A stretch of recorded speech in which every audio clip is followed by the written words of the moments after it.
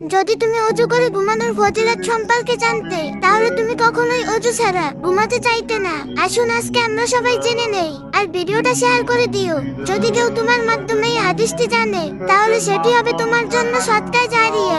আমরা অনেক সময় স্ক্রল করি, অতিরিক্ত ভাবি, কাঁদতে কাঁদতে ঘুমিয়ে পড়ি। কিন্তু যদি আজ রাতে তুমি ঘুমানোর আগে অজু করতে, রাসূল সাল্লাল্লাহু আলাইহি সাল্লাম বলছেন, যে ব্যক্তি পবিত্র অবস্থায় অজু করে ঘুমায়, তার পাশে সারা রাত একজন ফেরেশতা অবস্থান করে। যখন সে এদিক থেকে অন্যদিকে ফিরে, ফেরেশতা বলে, হে আল্লাহ, তোমার এই বান্দাকে ক্ষমা করে দাও, কারণ সে পবিত্র অবস্থায় ঘুমিয়েছে। সুবহানাল্লাহ। একজন ফেরেশতা সারা রাত আল্লাহর কাছে তোমার জন্য ক্ষমা প্রার্থনা করে, শুধু এই জন্যই যে তুমি অজু করে ঘুমিয়েছিলে।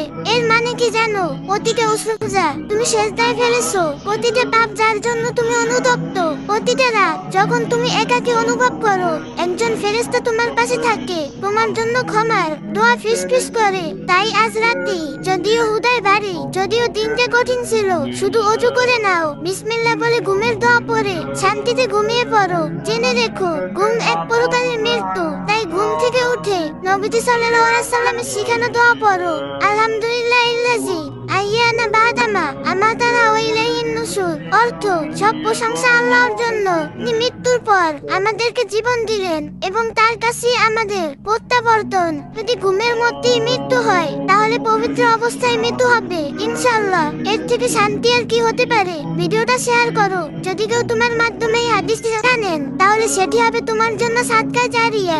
ইসলামের যে কোনো বিষয় সুন্দরভাবে জানতে বুঝতে